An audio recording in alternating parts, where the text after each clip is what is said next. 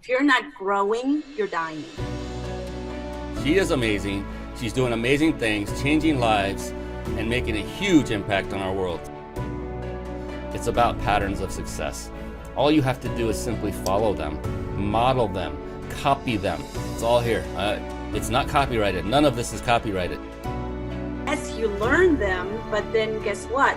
You get to adapt them to your own personal life.